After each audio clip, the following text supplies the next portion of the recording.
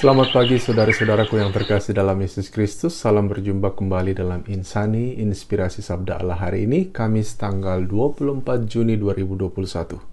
Mari kita mengawali renungan kita pada hari ini dengan tanda kemenangan Kristus dalam nama Bapa dan Putera dan Roh Kudus. Amin. Hari ini gereja kita merayakan hari kelahiran Santo Yohanes Pembaptis, dan berbicara tentang Yohanes Pembaptis sekurang-kurangnya ada dua keutamaan yang bisa kita renungkan bersama dan insya Allah bisa kita terapkan dalam kehidupan kita sehari-hari. Yang pertama adalah humility atau kerendahan hatinya. Ini merupakan keutamaan yang sangat dikagumi dari sosok Yohanes Pembaptis.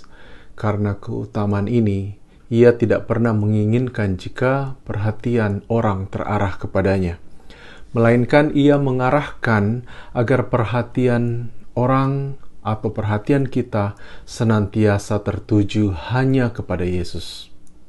Sejak awal ia sudah memaklumkan bahwa tujuan dari kedatangannya adalah untuk menyiapkan jalan bagi kedatangan Sang Mesias, yakni Yesus sendiri. Kemudian ketika Yesus datang kepadanya untuk dibaptis, Yohanes berkata, "Lihatlah Anak Domba Allah yang menghapus dosa dunia."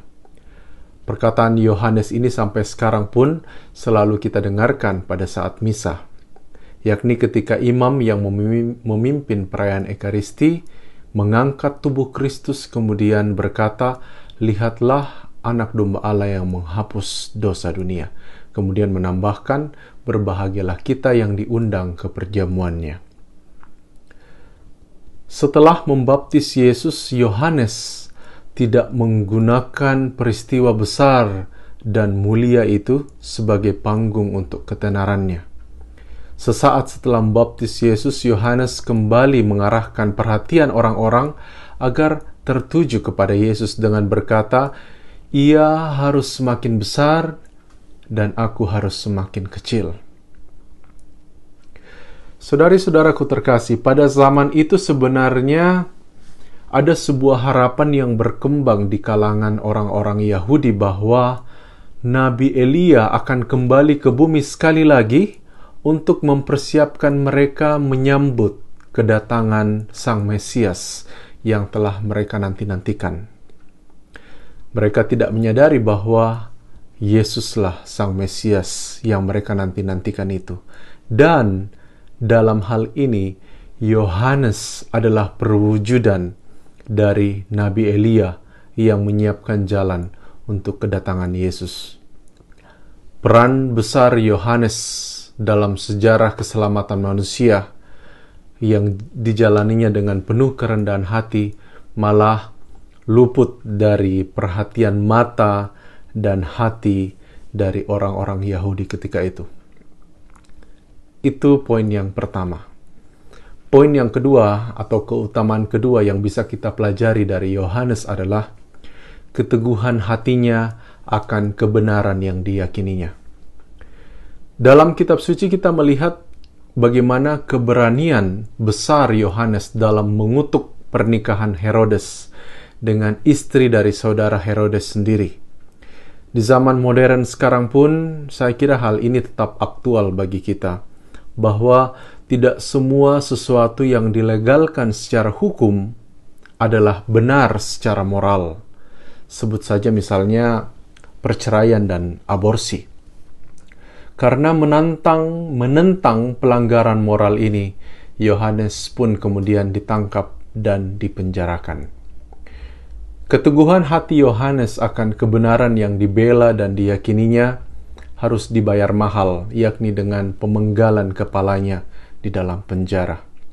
Meskipun keberanian Yohanes dalam menegakkan martabat pernikahan dan mengutuk hubungan perzinahan Herodes dan Herodias berujung pada kematian, tetapi hal itu telah menjadi sumber inspirasi bagi banyak santo-santa, para martir, dan para pejuang kebenaran lainnya untuk berani menumpahkan darah mereka demi nilai-nilai kebenaran yang dijunjung tinggi oleh mereka. Keberanian Yohanes dalam menyuarakan kebenaran menjadi tantangan bagi kita yang mungkin terkadang hidup kita tidak lagi dilandaskan seutuhnya pada apa yang diyakini sebagai kebenaran, karena kita terbawa hanyut dalam arus zaman, di mana nilai-nilai kebenaran dan keutamaan moral dikesampingkan demi gaya hidup semata. Kisah hidup Yohanes juga menjadi suatu tantangan bagi kita yang terkadang masih merasa sangsi atau ragu untuk menyuarakan kebenaran karena takut akan konsekuensi yang harus kita hadapi.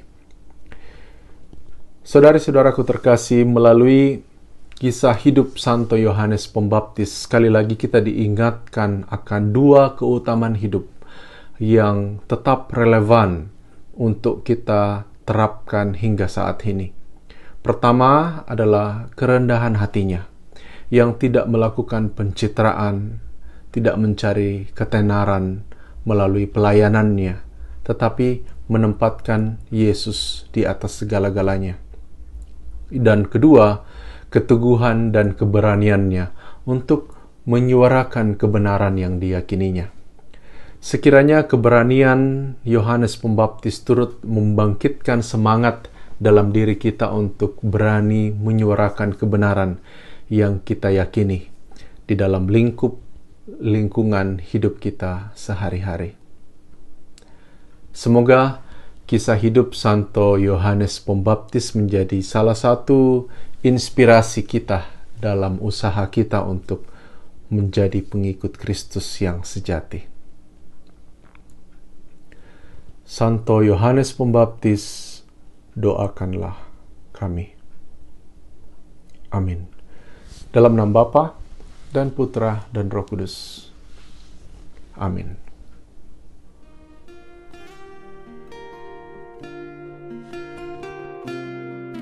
Terima kasih saudara-saudariku yang telah mendengarkan Sabda Allah. Saya, Pastor Marcel Rotandung, mengucapkan berlimpah terima kasih kepada Pastor Galuh Bubun CICM. Semoga pastor bersama dengan segenap umat di paroki senantiasa diberkati Tuhan dalam setiap aktivitas dan pelayanannya. Amin.